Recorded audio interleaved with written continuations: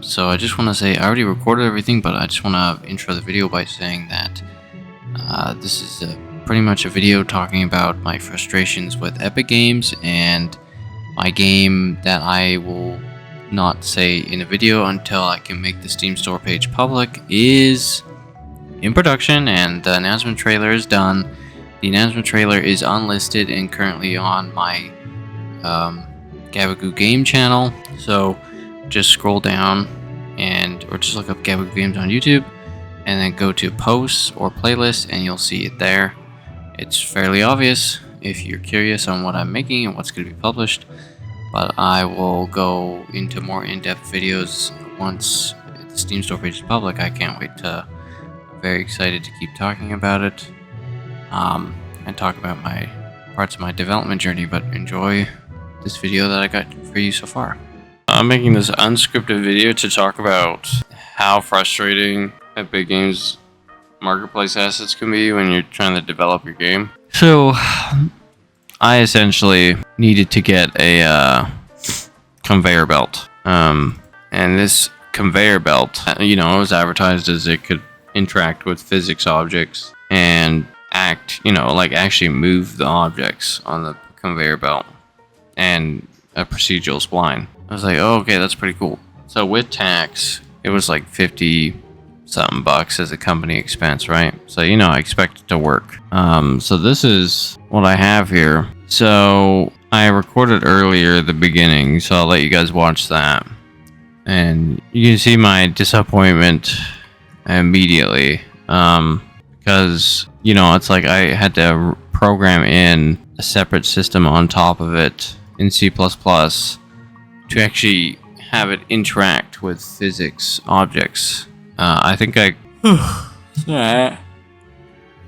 I just woke up, so, but yeah, I don't know. Seems like I think the collision bugs out with some of these. I don't know, but overall majority of the meat chunks I've been testing it with do get to the end, so that's good. But without these collision boxes, the only thing that moves is the box that comes with it, which is just kind of like dumb.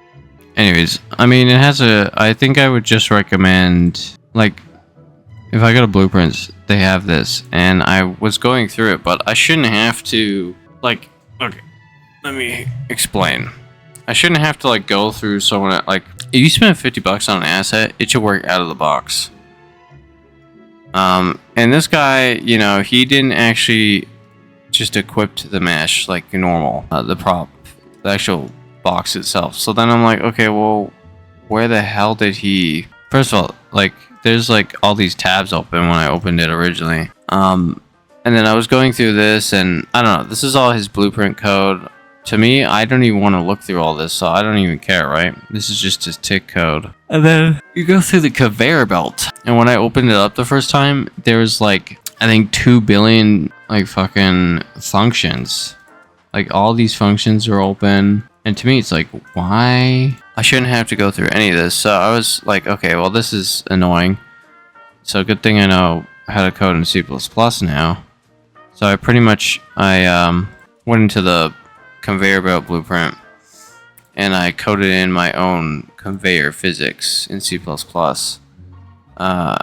And I had this issue where the physics objects were getting stuck, so I'm guessing since he has for him, he has this thing called physics height box scale. I'm guessing that helps somehow, keeps it on the treadmill. But for me, I just want to be able to, if I put an object in and I go to physics and I activate simulate physics and I change the weight or whatever, it's I should be able to just have it drop on the treadmill and it just moves presented. But of course this took me an extra fucking 2-3 hours. I don't want to say 3 hours, but maybe an hour and a half, 2 hours to add additional code to this thing. I think it was definitely 2 hours.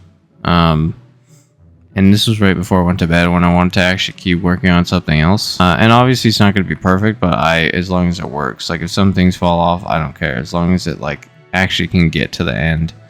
The only thing is, since I don't even want to touch the blueprint code, I have to like manually copy these physics boxes that I connect to my conveyor belt physics. And currently, I have them visually presented when I play, but I'll disable that now actually for future stuff, but I don't know what's going on with that. But if you just go hidden in game, I'll hide these again, but you know. Actually, I wonder if we should hide them afterwards. Yeah, I think that's probably better. I'm gonna reactivate these because I still need to drag them in place in the editor, because it starts out with 3 to cover the 3 that it starts with. I don't know why he did 3, but maybe just to like, I don't know.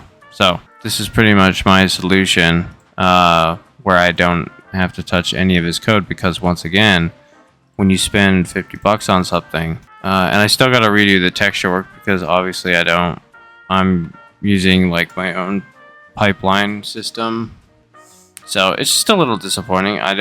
I'll show you guys the page in a sec of where I got it from. Like, the belt is cool. I didn't want to figure out how to make I didn't feel like programming in a material that would actually move like a conveyor belt, so that's nice. It saved me time there. And the spline is very good. I'll show you guys the spline here quickly. I'll actually drag out a new one. And what I'm going to actually do is just make a spawner for the meat chunks that will also, I'll have a despawner too.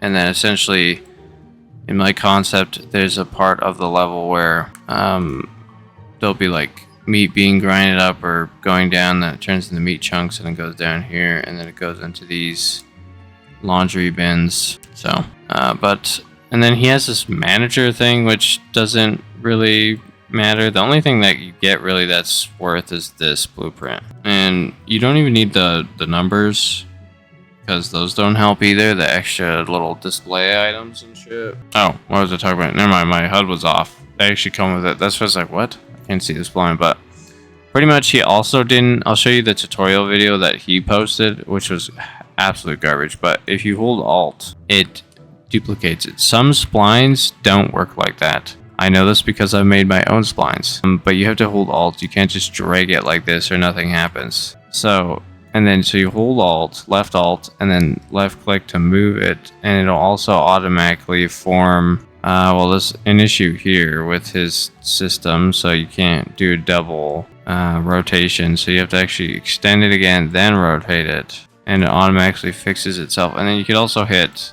force update, and you can change the visual speed of it here. You can also do this one, but I just leave that alone. So, and then of course, my physics boxes, which I have to actually manually place them around this, and eventually I was having an issue with direction of the I don't know, what do you call it, the direction of the I don't know where my thing is at, my there we go, the direction of the oh my god, I can't think of it right now, of the conveyor belt.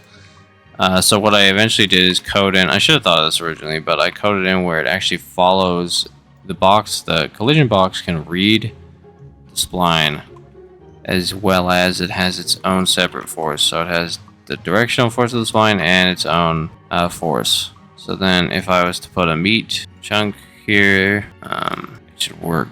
But yeah, it's just a little, I don't know, I thought I should post a video on it, because if you're looking for, you know, stuff to trying to save time, and then of course you come across this conveyor belt. Oh yeah, another thing you have to do as well with the code is you have to turn on collision generate simulate generate hit events. I think it's this one, overlap events. Oh, that's a brand new. Okay, I'm gonna have to actually update because I found the right settings, of course, but this one has the wrong settings active, I'm guessing. Yeah, it's actually manually adjusted these in. I didn't do it in C++, but I did it in the engine. He's obviously through testing. But this one, yeah, I need to adjust this, but it's too strong, obviously. Either way, that could be easily adjusted. I'll show you guys the page here. Just a little frustrating. I would never, I don't know if I recommend, if you need a conveyor belt for whatever game you're making, I would honestly just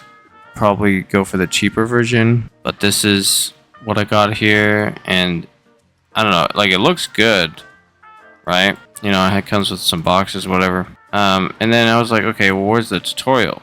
And this is before I bought it, right? And until you buy the product, you're not gonna know. So I got the, here's a box spawner. It doesn't show how to use this, right? I didn't even bother to try to figure out how that worked. But I'll just, you know, with my own stuff, make my own spawner, which I'm not gonna even have UI for. And so he kind of shows it here. He shows the color change, right? And then as soon as you get to the spline, which is what matters, or this is simple. That was easy to figure out. But as soon as you get to the spline, he doesn't show on screen or talk. It's just music he's playing. How to actually do the spline. And then someone's like, okay, well, you know, I mean, you can just read this on the store page. So, and then this one's like, hi, do you have a tutorial how it works? And because he doesn't really show how it works. And he's just like, not at the moment, but it works as shown in the video. And you can figure out how to use it from there. If you need more, please let me know. And it's like, dude, just all you gotta do is edit on screen what to actually pull with the spline, and then he should have actually showed how to set up new items with his code. But once again, it's not very intuitive. So this is the problem with these assets. I don't recommend getting this, even though I figured out a way for it to help me, but that's because I know how to code in C++. If you don't know how to code in C++, I'm sure eventually you would figure out how to put your own items, your props and meshes into this system, but overall, it's kind of a piece of shit. I like this spline. That's cool. So I don't, but I still got to redo a bunch of stuff. The biggest part with actually getting this to work with physics-based objects, like with the physics on, has been solved because I coded it in myself. So just kind of want to bring awareness and kind of do a video on how frustrating that is. But yeah, so, but I'll catch you guys in the next one. My game should be live soon. I'm not saying the name just yet because the Steam store page isn't public, but go to my posts or my playlists and you'll see the game there. The announcement trailer. I'll be doing another video on this eventually, and I'll see you guys in the next one. Bye-bye.